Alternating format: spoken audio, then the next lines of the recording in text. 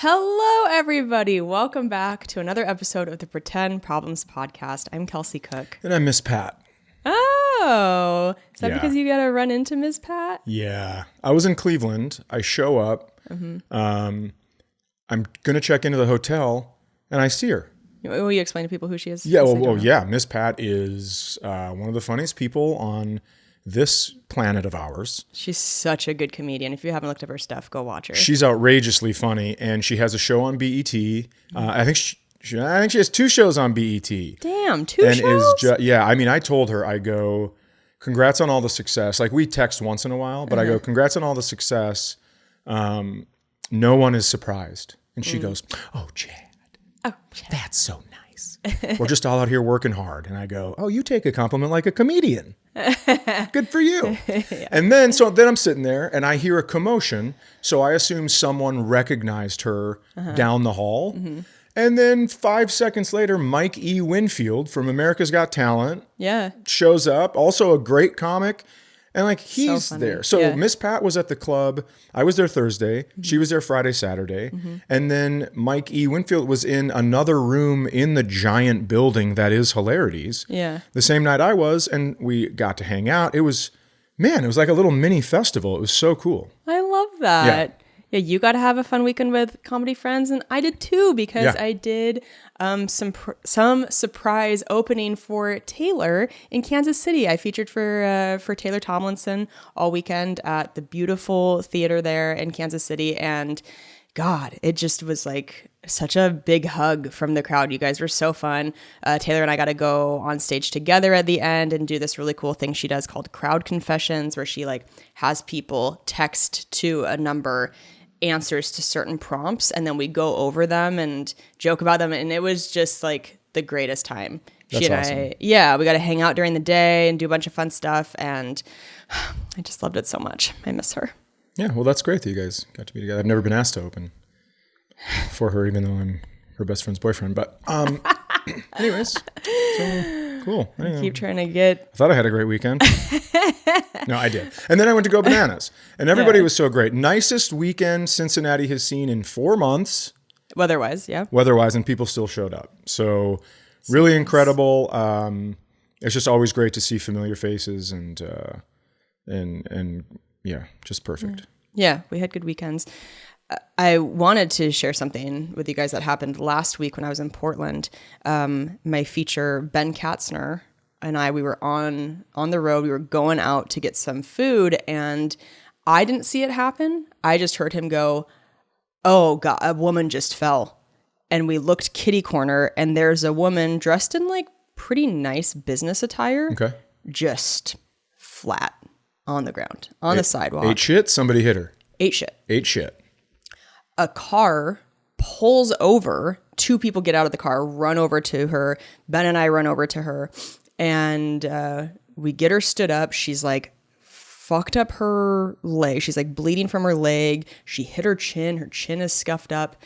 And we're like, hey, like, are you okay? What can we do? And she's talking kind of incoherently, and we're kind of slurring her words. And so we're like, oh, fuck, like, did she hit her head hard? What do we need to do? And we keep trying to get information from her of like where she's going or what she's doing.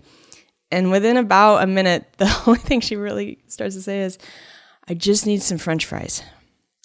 It's just, if we can get to this, there's a bar and grill, it's by my hotel. I just need some French fries. And we're like, oh, you are shit-faced. And it's like, I think like 11 or something. Like it's early in the day. It's maybe noon. And she was really insistent on us now becoming like her new best friends, like the 4 of us, you know, 2 groups of strangers and her. She just wants us to go to this bar with her and have a burger and fries. And we're like, yeah, we got stuff to do. But we'll like walk you there, make sure you're okay. We wanted to take her into her hotel and like get her like a first aid kit. She's like, no, I've been staying there for a week. Those people are going to recognize me. I don't want them to see me like this. So it's weird. You get in those positions. You're like, what the fuck are we supposed to do? She's like refusing help. Let me stop traffic. Okay. I that's when I start drinking again. I go, you know how to party. You know what you want. I respect that. I don't know if I could hang out with her not drunk, because clearly there's a reason you're that drunk at 11. Yeah. And I don't want to field those problems. I don't want to hear about all your luggage that you brought to Portland on your business trip. I don't want to hear about the moment you walked out your door, your husband screamed, "I'm having an affair," or whatever got you to this point. Yeah. But if you're that drunk, you fall, you pop back up and you go, "I just want fries." That's when I go, "Now we party. Now we ride." Now we ride. Because I tell you what's going to happen. You're going to sit here and eat fries. I'm going to catch up. And then at 1 p.m., we're going to go fuck up a karaoke bar. And guess what? What I mean by that is it's not doing karaoke yet, but we are. We're doing it. Turn a bar into a karaoke bar. Absolutely. Everybody's got a phone with a speaker. You turn it Yeah. up loud enough. You sing loud enough. You get people going. And you know everyone will be jacked because it's 1 p.m. Yeah. Oh, I love it. In a Red Robin. People are like, "This is my kid's birthday party. What are we doing?" And then she's got business clothes on. You're like, "This is my boss. Everyone should have a job like this." And you just really pump it up. You change people's lives because people are like, "I do want a job like that." And they quit and they reevaluate their life and their decisions and their priorities. And the next thing you know, Portland is a giant city of people falling down looking for fries. And we did that. We did that. We changed the landscape of America. The city you built. Yeah. The little Jack Daniels. We built this city. We built this city on fallen fries. Yeah, she had some demons because she was on the phone with her boyfriend at the time it happened, and so And she has a husband, as far as my story is concerned. So Yeah. we got some stuff going on. Yep. So Ben picks up the phone and is like, "Is this your boyfriend who's on the phone?" And she's like, "Yeah." And he's like, "Okay, I'm going to talk to him to try to figure out like if he knows where you're supposed to be." And apparently the guy was like, "Did she fall?" And Ben was like, "Yeah, man." And he was like, "Has she been drinking?" And he was like, yeah, I think so. And you could like, Ben clearly wanted this guy to be more helpful and like a little more concerned. But then we also had to take a step back and be like, we don't know what this relationship has been like for him. Like if this is a Right. woman who is completely shit-faced by noon, Yeah. in her business clothes, just taking a fucking diver on the sidewalk. And the boyfriend has guessed both of those things. And we're 2 for 2. Yeah. Yeah. So anyway, it's just, we've been. I'd like to concentrate on the boyfriend here for a little bit. Okay, sure. That's got to be hard, right? You get a phone call. She's like, "I just want some fries." And he's like, "Jesus Christ." So she's in a business suit. She's making the money in the relationship. Okay. He's got his phone up to his ear. Yeah. He's got his video game headset on the other ear. People are yelling like, "You can't fucking pause it that long. You can't fucking pause it that long." And he's like, listen, my girlfriend just fell. I think I'm talking to another man. I don't know who this is. Okay. That's got to be stressful. Yeah. Again, I didn't hear his voice, but it made it sound like he wasn't that stressed. Like he was a little more like, "Oh, This is Normal par for Tuesday." the course. Yeah. Okay. Yeah. And she was just like, I want to say late 40s, early 50s. Like, this isn't I get that. This wasn't a girl who was just like, oh, like this is a woman who this has been her lifestyle for a long time. Sure. She's on a business conference doing what she's doing during the day. And we've been talking on the podcast for a little bit now about that we don't drink anymore. And it just is interesting to see people in the wild who are like so out of control Been with there, booze. done that. And you're like, yeah, like, In everybody's- Portland, everybody's been day drunk, yeah, but, yeah, yeah. Bridgetown Comedy Festival. It was who was I with? Patrick Keane and Michael Costa, Okay. and we got drunk the whole time. I stole Day and night? Oh yeah. Okay. Because normally, here's the thing, right?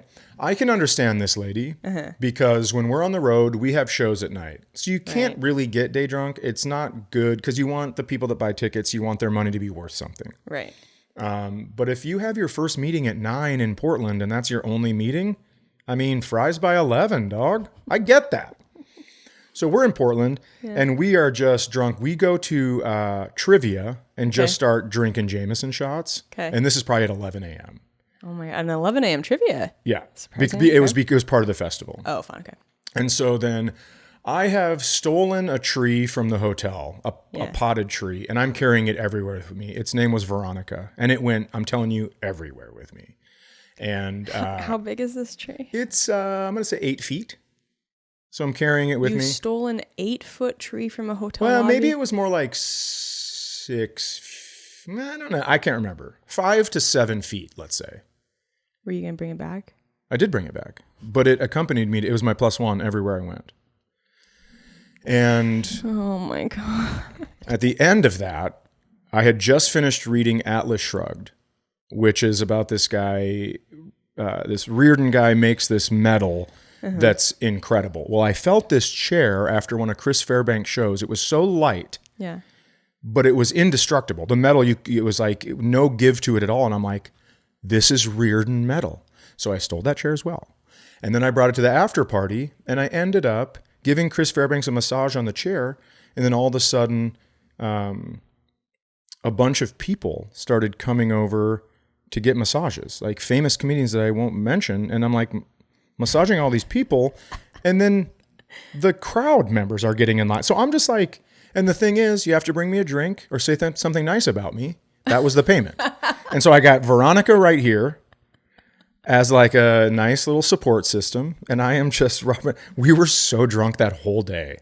Oh my God. It was so fun. So I get it. I do get it when you just want to blow the carbon out at max speed, right? You bring your car out. Your car hasn't been out of the garage all winter. And you go, oh, there's a little stalling. Something must be caught in the gas line. Fucking out on the highway. And you go. Oh, the disappointment in your eyes is unmatched. It really is unmatched. Questions. How often were you stealing things? Well, I was stealing in a way where it was like I wasn't stealing, I was borrowing. Oh, okay. Because I always returned the items. Oh, okay. Yeah. Sure. Yeah. And how are you getting into places with a tree? Just getting in. Nobody's going, hey man, you have a fucking tree with you. You have to stay outside. Nope. They would always say, it can't be in anybody's way. And I'd be like, no problem. And I'd sit in the back. Me and Veronica, sit in the back, and we would watch. I have pictures with all 3 of us and this tree. I mean, so I had never met Michael Costa. And Patrick King goes, we got to go watch his show. And I go, this beautiful bitch, there's no way he's funny. Yeah. And then I went and watched, and he was so funny. He's one of the only guys I've seen really lean into his good looks. Yeah. And I thought it was hysterical. Yeah. And I thought it was unmatched as far as that stuff goes. And I just go, well, we're going to be best friends this weekend. Okay. And turns out we were just thick as thieves, the 3 of us. Oh, wow. We could not be broken up. We would even go to each other's shows. Yeah. And then we'd have to run to somebody else's show because with a tree. And so fun. God, it was fun. So listen, I'm just saying Portland has a way, right? Fries by 11. That's what I'm saying. Oh, you. So fucking wild, man. The disappointment in your eyes is I'm starting to. Sorry. Well, I just don't get it. Like, what? Oh my God, you had that much fun? I just can't. You know me. Picturing you stealing a tree from a hotel lobby. Borrowing. And taking it to bars with you. It was hilarious. It was everybody. By the end of the weekend, people were like, Veronica! And I'd turn the tree as if the tree was going, hey man, yeah, it's me. I just don't understand. I'm so confused. This is the most fun thing in the whole wide world. It's funny to hear about it in retrospect. Huh. To quote you, why don't you tell your fucking face?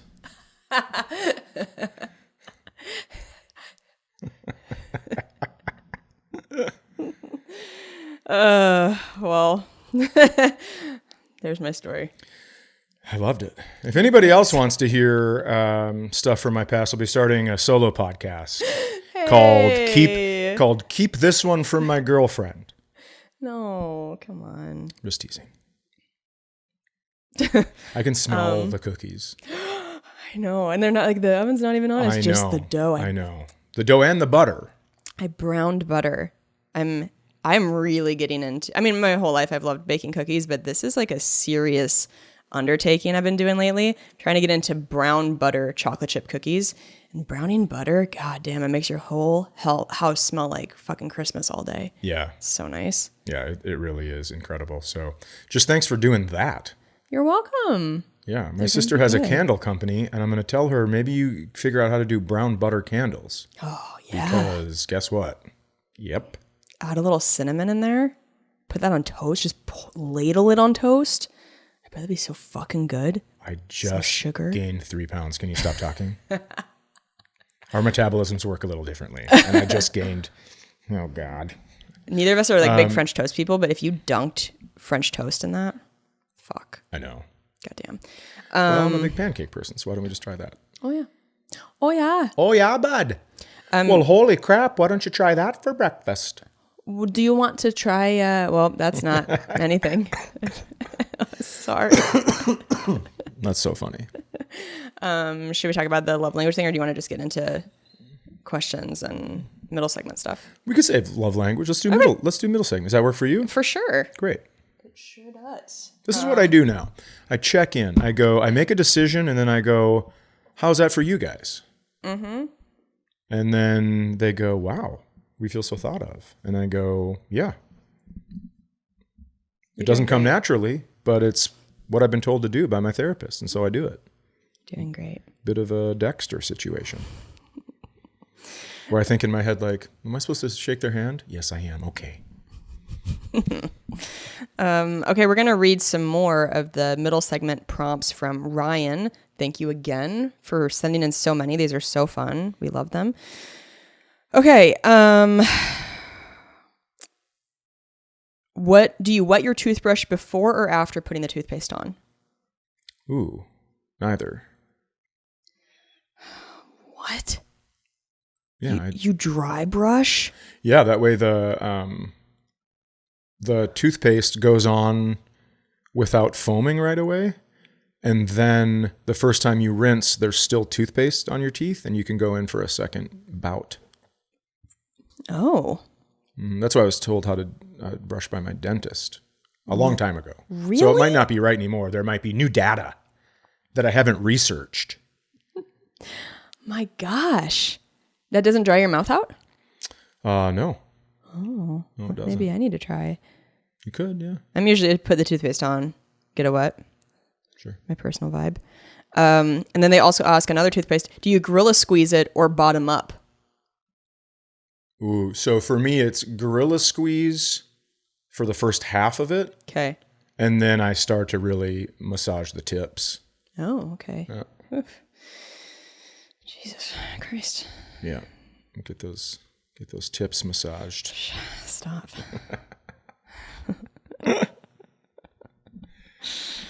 You should see when I spit on my golf ball to clean it. Jesus Christ, full meltdown on the green. God, stop. My stepmom listens. Yeah. I am a gorilla squeeze the whole time, basically. And then when there's barely anything left, I'll try to get some from the bottom, but it always looks like a possum got to my toothpaste. Yeah, I basically wait till she's done with hers, and then I use it for 2 more weeks. Yep. Oof. Would you rather swim 300 years through shit or dead bodies? Wait a second. I'm not trying to shame anybody's way of thinking because I get weird intrusive thoughts, but that's so fucked up to come up with that question. But also 300 years or yards? Oh, it says years, but maybe they mean yards. I mean, what kind of fucking weird afterlife thing are you dealing with? Yeah. Let's say yards. Okay. 300 yards through shit or dead bodies. Shit or dead bodies? Well, I mean, shit's going to be easier to swim through. But if we're talking about you can army crawl or whatever, I guess I think dead bodies? Well, I'd have to know why they were dead. If it was some sort of disease, I wouldn't want to do it. Like Last of Us zombies? Yeah, like I wouldn't want to be doing that shit. But I think it's going to smell bad either way. I mean, fucking flip a coin, I guess. I think I'm going shit just because the visual, at least it will all look the same for 300 yards, but dead bodies, the trauma, I think seeing all those people, I think that would be I'd shut too my much. eyes. I'd shut my eyes and I'd be like, oh my God, I'm swimming through pudding and it feels so nice. Boopity boop boop, just 280 more yards. Here we go, Chad. That's how I get through stuff like that. Now, is pudding shit or just decomposed bodies? It could be both. That's what I'm saying. Well, no, because shit you're going to smell. You're going to smell decomposed bodies too. I'm telling you, there's going to be you're going to find out why one-armed swimmers swim in a circle pretty quickly, because you're going to be plugging your nose and fucking paddling along, and you're like, you look up, wipe the shit out of your eyes, you're like, God damn it, I'm off course. Now I'm 320 yards away. Okay, well. What's this guy's name? Ryan. Yeah, okay.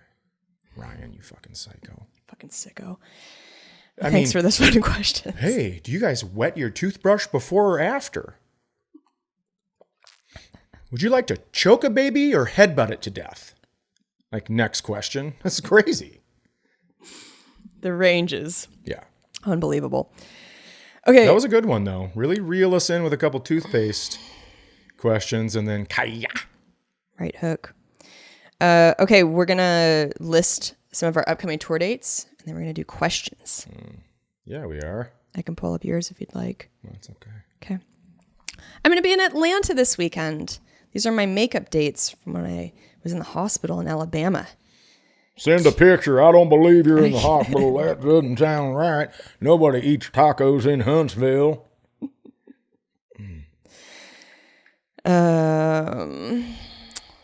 Okay, so Atlanta this weekend, and then San Antonio in 2 weeks. Then in June, I'm in Columbus, Cincinnati, and Pittsburgh. Chad and I are doing Pittsburgh together on June 21st. Along with Henry Phillips and, well, he's quite Peterly. Pete Lee. And then in July, I'm in San Diego. In August, I'm in Greenville. And then my fall dates are Lexington, Fargo, Denver. Shooting my new special at the Fitzgerald Theater in St. Paul. Tickets are going fast. October 4th. And then Salt Lake City, Chicago, Cleveland, Seattle, San Francisco, Charlotte, Greensboro, and Raleigh. Those are my dates for this year. Please come see me at kelseycook.com. That is incredible. Thank you. I'm going to be in Irvine, California this weekend, then Pittsburgh with everyone we just mentioned on the 21st. Then I'm going to be in Waukegan, Illinois at the American Casino on August 2nd. Those tickets are not yet available. The casino puts them out a little later. September, Austin, Texas, San Diego, Chicago, Illinois on the last day of September, and then October 1st, I'll also be in Chicago. And then I head over to Madison, Wisconsin, Bloomington, Indiana. How you been? Raleigh, North Carolina. May try to add a Thursday there in Charlotte. Let's see. Timonium, which is Baltimore, November 13th. Washington, D.C. after that. I'll be in Denver, down on the south side on Thursday, November 20th, and then downtown 21-22, Salt Lake City in December, and wrapping up the year in Philadelphia at Helium. Nice. Tight. Hey guys, this episode is brought to you by Quince. You know when a new shirt just becomes your go-to? Well, that's what happened when I picked up a few pieces from Quince. They're the first things I reach for in my closet. Lightweight, comfortable, and always on point. Quince has all the things that you actually want to wear, like organic cotton silk polos, European linen beach shorts, and comfortable pants that work for everything from backyard hangs to nice dinners. Now, I'm going to tell you something. I got a sweater from them, and I normally shop at some of these big name places, retail stores. And this thing is as cozy as it gets. The best part, everything with Quince is priced 50 to 80% less than what you'd find at similar brands. And I'm going to say more comfortable. So, by working directly with top artisans and cutting out the middlemen, Quince gives you luxury pieces without the crazy markups. And Quince only works with factories that use safe, ethical, and responsible manufacturing practices and premium fabrics and finishes. There are no nets around these buildings. Yeah. If you have been watching the show, especially on YouTube for a long time, you can almost always find me wearing something from Quince. They were a sponsor of my previous podcast, and so I had received a piece from them then, and I fell so in love with it. I had gotten some of their sweatpants and a bodysuit. The sweatpants have become my absolute favorite sweatpants, so much so that I immediately then went on the site and bought 2 more in different colors. And since then, I have placed so many Quince orders in the past couple years of sweaters, of shirts, of pants. Like, they're so high quality and they feel so good. So this is like a genuine, I'm telling you, I absolutely love Quince. This is not just like, oh, we got something to talk about. It's like, I love them deeply, deeply. So elevate your closet with Quince. Go to quince.com/pretend for free shipping on your order and 365-day returns. That's QUINCE.com/pretend to get free shipping and 365-day returns. Quince.com/pretend. You guys will love them. They're so great. All right, back to the show. Okay, guys. If you have not written in yet and you want to, it's pretendproblemspodcast@gmail.com. If you want to join our Patreon for bonus episodes, it's patreon.com/pretendproblems. I met the originator of High Calcium Chad. You did? He had a t-shirt on in Cleveland. Wow. With, it was a carton of milk that said High Calcium Chad on it. And it was great. That's awesome. Yeah, really good dude. Really Thank liked you. meeting him. I love that stuff. Okay. We have a couple emails about last week's episode with the couple that had twins and 2 sets of twins and another child. So 5 kids total. Okay, this first one is titled Couple with Twins Suggestion. They say, on your past episode, Safety First, someone messaged you saying they had 5 kids, 2 sets of twins, and no free time. I was thinking about your suggestion on even downsizing the amount of kids to watch would be somewhat of a break. I would look into after-school programs.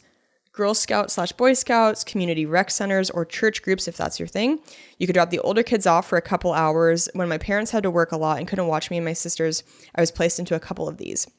Hopefully this helps or is a good idea. Wish you and your family the best. Ken, also want to say, huge fan of the show. I've been listening since the first episode.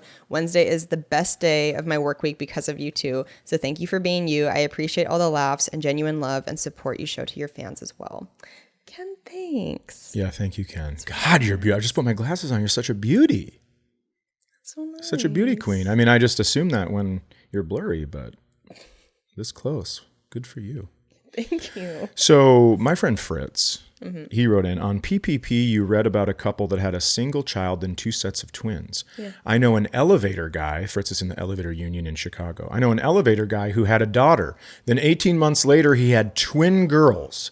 After another 18 months, his wife wanted to try one more time for a boy when they had triplet girls. No. 6 daughters, all under 6, with the wide-eyed emoji.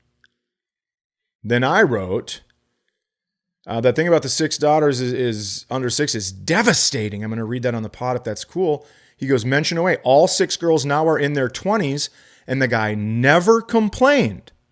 Never complained, but he would tell the story anytime someone would say they were going to try for a boy. Wow. Which I think is hysterical. Yeah. Oh, Jesus Christ. Triplets. Yeah. And if you believe in God, that's clearly his or her way of letting you know it takes 3 girls to be as good as 1 boy. Anything else? Are we done? God, if this is people's first time listening to the podcast. They should still know I'm kidding because they've been on planet Earth over 18 years. Okay, great. Okay, this next one. This is a very, very sweet email. It's titled 2 on 5 Zone D. They say, hello, Chelsea and Cad. I found Kelsey's comedy through YouTube and then got roped into her Wrists of Fury. I've been listening/watching PPP from the beginning and discovered Chad's comedy through that. I went to see Chad during his last visit to SLC and loved the set. Looking forward to seeing you both during your individual trips to Wise Guys later this year in Salt Lake City. Thank you. By the way, I'm not a native Utahn. I simply moved here when I retired from the Marine Corps to get my kids skiing big mountains, mountain biking, and making the most of the outdoors. That's awesome. That is great. I just finished the Safety First episode with the couple in a 2-on-5 zone defense against their kids and parents unwilling to lend a hand. Excuse me. Sorry, guys. Well, I'm not a billionaire that can build a small city for this family of gremlins. I am willing to pay for 2 babysitters, because let's be honest, one babysitter would be cruel and unusual punishment, for 3 hours so the parents can go enjoy some time to themselves. Wow. This is so nice. This like really, really touched me. You can put me in touch with these prolific baby producers directly, but I'd rather remain anonymous. How about you two reach out to them to give them the news? When they schedule the babysitters, just have them tell you how much for the 6 hours of chaos, 2 babysitters, 3 hours each, and I'll Venmo you the money to forward them. Now let's hope those 2 either refrain from bumping uglies or practice a multi-layered insemination defense, e.g. 2 condoms, pill vasectomy, and top it off with pulling out in the nick of time. Even with this, I fear those 2 could single-handedly reverse the projected U.S. population decline in the second half of this century. This is so funny. Warm regards, well, at least for another 3 weeks before winter starts up again in good old Minnesota. And they wish to stay anonymous. Sure. This is so kind. Yeah, this is great. This is kind of why I like this kind of podcast, where you go, people are writing in, people are listening, people are concerned for others. It is a very nice thing to be part of. Yeah. And this is just an example of that. Yeah. Thank you so much. We will reach out to them and facilitate this, and we will keep you posted. Yeah. Thank you so much. This is a quick one, but I thought it would make you happy. It's titled Greatest All-Purpose Running Back in Vikings History, and they're just asking Herschel Walker or Adrian Peterson. All-purpose Herschel Walker. Okay. You want to elaborate? That's just Well, I mean, he had a 90-yard punt or kickoff return, a 90-yard for a touchdown, a 90-yard rush for a touchdown, and a 90-plus yard reception for a touchdown. Okay. And that is just unheard of. So he could do a little bit of everything. And if you don't believe me, why don't you talk to the U.S. bobsled team or the guy he beat in UFC? And then remember when he ran for office and thank God was beaten, because, oh my God, he seems like we're not going to check him for concussions. Maybe we should. Maybe we should. Remember when you were like, there's no tacos in Huntsville? I was like, that could be probably an impression of him or somebody in the South who wants to believe that there are no lesbians in the South. Right, sure. No eating tacos. I think I fucked that joke up. It's too late for a callback. Whatever. I tried.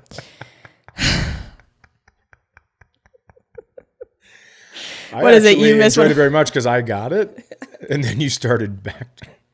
That was great. The quote is that Wayne Gretzky, you miss 100% of the shots you don't take. Mm-hmm. And also with me, the ones you do take. Not true. Okay, this next one is titled Following Up About VR. They say, salutations. I wrote in a few weeks ago suggesting VR gaming as a tool for losing weight, and I wanted to answer Chad's questions / concerns. Mm-hmm. First off, you do not play the games with your feet. Unless you are paraplegic, then all bets are off on what is happening. You only need a 4-foot by 4-foot space at minimum, and the system sets up a boundary that shows in the headset while playing. Oh, that's kind of nice. Oh, I didn't know that. Well, then where am I seeing all these videos from where people punch their TVs and shit? Yeah, I maybe know this what is you mean, maybe but all those videos happened before they were like, guys, can we go to the idea room? We're gonna need to put a space like on the headset. Yeah. Well, he also says, so if you're punching balls, that's on you for ignoring the signs. Gotcha. I think the Tide Pod Challenge may have cleared out a lot of the people who would ignore a giant barrier and still punch things. God, you would think so. I think that's so funny, but my immediate response is, God, you would think so. I know. Oh, God. Okay. As for the falling down in VR, I have never met anyone that experiences this. The people who do this probably eat bananas the long way and need one of Kelsey's bike helmets for, everyday use.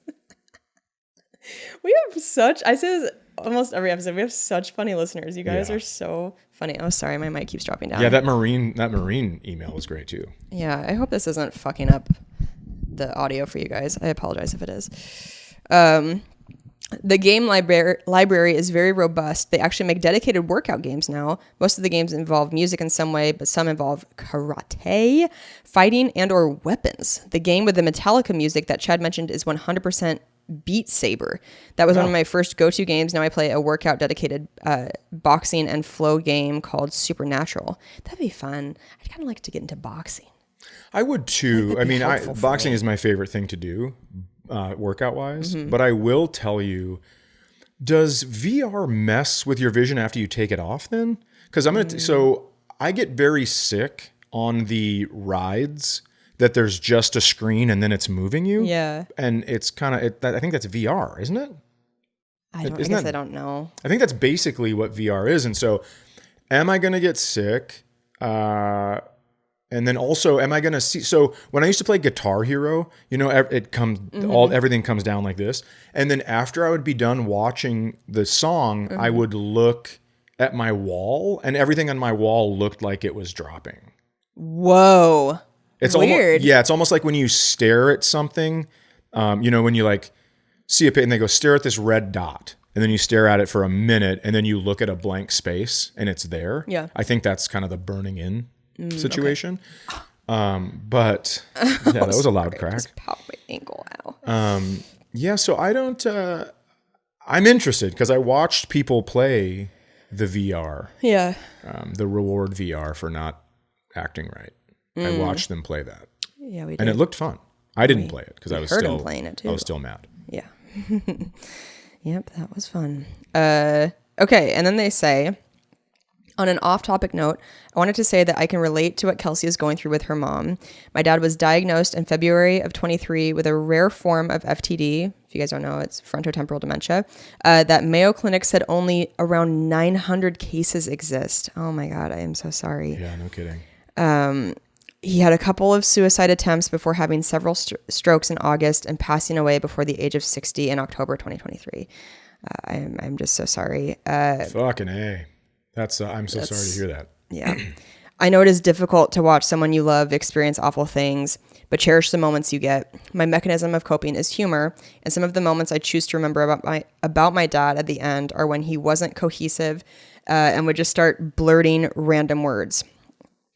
You think they meant coherent? Can you use cohesive in that way, or is it coherent? I don't know. I think I just didn't know if I made sense. Okay. And would just start blurting random words. I had mumbled something one day about hummus, and then he started screaming the word hummus repeatedly at the nurses and anyone within the hospital wing. His roommate, in air quotes, hated him. Not a big hummus guy. Thanks for all of the laughs and for keeping it real. Your favorite pretender, Michael. Michael, thank you so much for A, writing back in to answer these VR questions, but B, for being so just kind and open with us and sharing what you've gone through with your dad. Yeah, I mean, that's just so fast from diagnosis to passing, and I'm just so sorry. This thing is truly a motherfucker of a disease, and yeah, and thank you for sharing a funny story about your dad too, because that's, if you've seen my my newest special, that's obviously my coping mechanism too, or at least one of them. And I share stories on there about my mom, having some dementia moments that truly are in the moment, they are so funny, and you have to laugh and you have to find ways to find any glimmer in the darkness of it. So anyway, just thank you for writing in. Mm-hmm. And nice job beating the odds going VR. Hell yeah. Yeah. Yeah. And I hope you guys all had a great Mother's Day. And if you are somebody who has lost your mom or dealing with dementia with your mom, I'm thinking of you. And I know that Mother's Day is not always a very fun and easy day for everybody. And thank you. If you're not watching, I'm referring to Chad for being so sweet yesterday and so thoughtful and considerate and just really being there for me on a day that is not super easy anymore. So thank you. Mm-hmm. All right. On that super fun, lighthearted note, we're going to wrap it up. You have time for one more? Oh, yeah. Okay. Yeah, you don't want to end it there. Well, I mean. Okay, all right, sorry. This is titled Hamburger Sandwich and French Fried Potatoes. French fried taters. Mm-hmm. They say, hello again, Chad and Kelsey. Regarding whether or not a hamburger is a sandwich, once upon a time, the phrase hamburger sandwich was used to describe a hamburger, or at least it was used in one particular film from the 1930s that was lampooned in an episode of Mystery Science Theater in the early 90s. The main character of this film was a rich white woman stranded in a jungle somewhere, and at one point she tells another character how she longs to return to America and have a hamburger sandwich and some French fried potatoes. Yeah. You know, old rich white ladies in the 30s. Let's make sure we say everything they said. Our hero robots in the corner of the screen found this phrasing highly stupid and turned it into a running gag for the rest of the movie and even the rest of their season. This gives me an idea for a question for Chad. As you were a comic based in Minnesota in the 1990s, I'm curious to know what our larger comedian community at the time thought of having Comedy Central's signature show, until they later found South Park anyway, being made here locally in an industrial park in Eden Prairie. Was it a sense of local pride? Was there jealousy? Was it they won't hire me, so F them? Question mark. Best from Steve. So I started in 98, so I missed all that stuff. Okay. And I did not, there was not a lot of talk about it. However, the documentary where Segura, Pete Lee, and I went to Asia is directed by J. Elvis Weinstein, and he makes an appearance in the film doing stand-up. And he was a part of Mystery Science Theater 3000. He was a writer for it, and he was even on it sometimes. Oh, wow. And so I didn't know any of that until we got to know each other in Asia. But as far as like the ins and outs of that going on, I didn't hear any of it when I started. It was, everybody was kind of like, well, that particular thing isn't stand-up. Yeah. And then we just concentrated on stand-up. But what a fantastic show. To the point where, you know, we used to get drunk. Sorry. I used to get drunk and do dumb shit all the time. We used to get drunk. This isn't even dumb. We used to get drunk and watch movies with the sound down. And we would pick a character, and me and my friends would do Mystery Science Theater 3000. And it was so much fun. That's like some of the times I've laughed the hardest in my life is when we were doing that stuff. So, I mean, it left its lasting impression for sure. What a great idea for a show. Yeah, that's awesome. All right. That's all I have for today. Let's do it. Okay. Let me eat those cookies. Okay, yeah, great. Yeah, maybe massage the tips a little bit. Stop it. Talking about toothpaste. Relax. All right, guys. We'll see you next week. Bye.